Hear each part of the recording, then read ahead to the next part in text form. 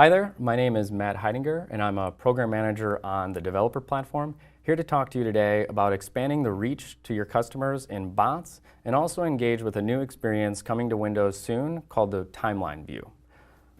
So before I dig in, I want to talk about where we typically see cards. You look at your Facebook feed and you see a lot of content shared. All the content across the internet is shared, but yet it somehow looks like Facebook. This is a YouTube article shared in Facebook Stream, and that definitely feels to me as a user like, oh, that fits in naturally with Facebook. If I look at that same content or that same card in, say, Edge's new tab page, it's the same text, it's the same content, the same video, but now looking and feeling like new tab page. It matches that brand identity. That same content, you see this all the time, can get shared in an app like Skype or Messenger or even MMS. And you typically see a little card preview of that content matching the experience that it's in this case, Skype. And lastly, you see Timeline. So Timeline is a new experience coming to Windows Insider builds, possibly by the time this video comes out, but very soon after. And very soon it's a way of browsing back what you were doing. Think of it like the browser history for your entire operating system. And we'll show a live demo of this soon. But the key piece is that this looks and feels like Timeline. So where do adaptive cards fit into all that? It seems like, okay, you've got this app and I've got a square that I can just put some UI in. Why not just use something like XAML or HTML? Why don't we offer that today? And there's a reason for that, and it's with a rich UI canvas, you can't really control that experience. It's hard for a card author to say, here's my content, and have it automatically adapt to all these different experiences. So adaptive cards is setting up to fit that middle ground between fixed templates, what we have today, like receipt templates and things like that for bots, and in wide open UI canvas. So let's take a quick look at what that looks like. Switching over to a website I have called Contoso Scuba Bot. This is a silly website, but you can see that my business, my Contoso Scuba business, wants to allow developers to engage with my service via a bot.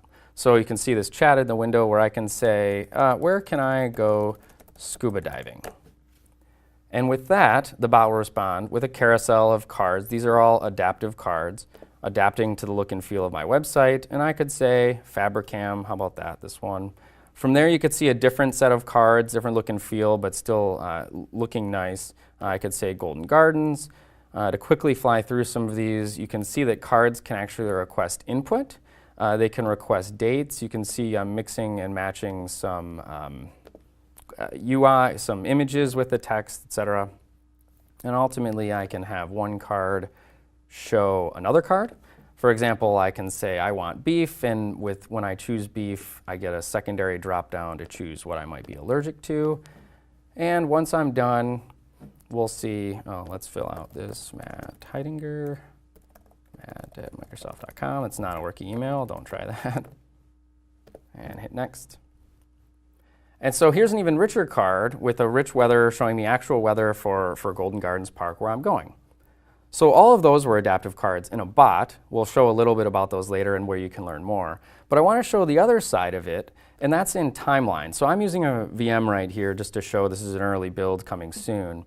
But here's a live look at the Timeline experience. It's a new feature that you'll get in Task View, the button we typically associate with WinTab. And you can see as I scroll down, it's showing me, it's a little stuttery in the VM, but it's showing me things that I had been doing previously. And notice all of these cards from different apps like PowerPoint or Maps or Edge all have the same look and feel. That's the power of adaptive cards. Because they're expressed in agnostic terms, they can adapt to the identity that's hosting them. And you can even see here from my Contoso Scuba instructor that someone had booked this meeting, or in fact, me as the instructor have accepted this meeting, this scuba dive at a certain time, and I can use Timeline to quickly check where that was. So now I'm going to quickly change gears and show a little bit about adaptive cards. So they live at adaptivecards.io. A unique part about adaptive cards is that they're entirely open source and used in a whole wide of parts of the industry and the ecosystem around them, from bots to Windows to even Office. If you look at Outlook actual messages, you could see they announced some stuff recently about moving to adaptive cards and kind of standardizing around that. So from the site, We have a wide array of documentation. For Windows Developer Day, I recommend clicking on our docs, going to Getting Started, and for Windows developers, we talk about how to plug into Timeline in a very simple way. Really, the API is this key thing. There's an adaptive card builder, and you can create an adaptive card from any JSON string. And that gets me to what adaptive cards really are. So quickly flipping back to the website, you can click on Samples. And these are, I want to stress, these are not templates. So adaptive cards are not templates.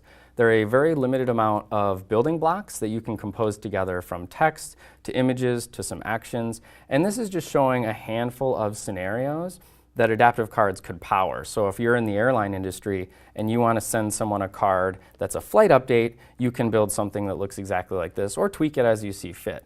You can collect a rich array of inputs, from drop-downs to checkboxes, etc. Again, I want to stress all of this is completely native UI. So in adaptive cards, a key piece is we take this JSON payload, the content that you've described, and we will render it natively wherever that platform is. So if I'm talking to a bot on an Android phone or from a UWP app, it always generates native XAML or native Android UI elements based on this JSON schema. And I don't have a lot of time to go into it in this short video, but if you check out the Schema Explorer, we have a rich tool showing you all of the elements that you can play with and visualize how they interact together. So here's a fully rich adaptive card showing a couple different pieces of input you can collect. If you click on text block, for example, you can see the parameters that we offer for text block, be it wrapping and a couple color options that you get to choose from, horizontal alignment, et cetera, et cetera. All these different ways you can compose an adaptive card together so that it'll appear natively in an app that is hosting it. So for example, just to quickly tie that home, we have these try it yourself links on every card. And so when you load up our visualizer, what we have here is a container dropdown showing you, simulating what this card will look like in a variety of different experiences. So here's that card being sent through a bot and rendered inside Microsoft Teams. Notice the buttons are Teams purple. They align horizontally. If I were to look at that same card in, say, Skype, you notice now the buttons, this whole card just shifted. It's now fixed width. It has stacking buttons. The buttons look like Skype style. I could look at even a Windows notification. And now notice this very much looks and feels like a notification. The beauty being that me, as the card author, I didn't have to design any of this. I didn't have to know anyone's design language. I describe my content in a very simple language, and it automatically gets adapted everywhere that adaptive cards are supported. So the final link I'll show you is our GitHub. It's just at github.com/Microsoft/adaptivecards. And everything here, from our open source schema to our open source renderers, we have renderers for Android, HTML client, we have a .NET backend, .NET WPF, iOS, UWP, Xamarin coming soon, all hosted here, open source and ready for integration in whatever scenario you may have. So flipping back to the slides after that whirlwind tour around adaptive cards, to summarize, adaptive cards are completely native. You will see them in future Windows experiences. They're in Timeline coming very soon. The API exists today. You'll see them in Skype, in Microsoft Teams, again in Outlook. The whole goal is they sit between fixed templates and completely custom UI. We're trying to skirt that divide between the content authors and the host apps who still want to contain some control of the user experience. They automatically adapt to the host UX and brand guidelines. They're low cost, again, targeted at the long tail, and they're purely declarative, no code. So you can as you dive in, see some actually relatively complicated orchestrations with cards showing other cards, but it's all done in a purely declarative way, which makes it natively run on every platform.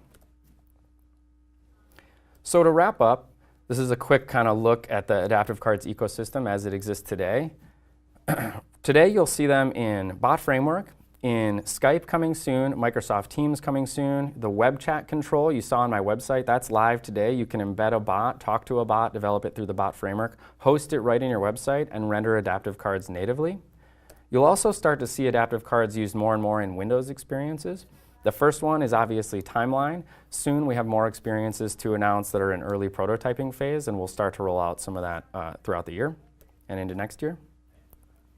I quickly mentioned Outlook actionable messages. This is a really cool scenario for just attaching a lightweight card to your email, to any email, and if it's rendered in Outlook in mobile or desktop, they'll render a nice card UI automatically at the top to let you quickly take actions. This is very cool when you see it in things like pull requests that come in. You can get a nice little card summarizing the pull request, and you can even take actions on it right there. We do have some more partners to announce in the coming months, so stay tuned for that. And finally, I mean, we are really excited about this technology. We're really excited that we've made it completely open source and open usage. We're looking for anyone to use this product where they have a scenario where they want to open themselves up and host content from a wide array of people, but still be able to trust that that content is safe and secure and that you're ultimately in control of the user experience. So quickly, resources to recap, adaptivecards.io has everything there. And you can also find us on Twitter at the hashtag AdaptiveCards. Thank you.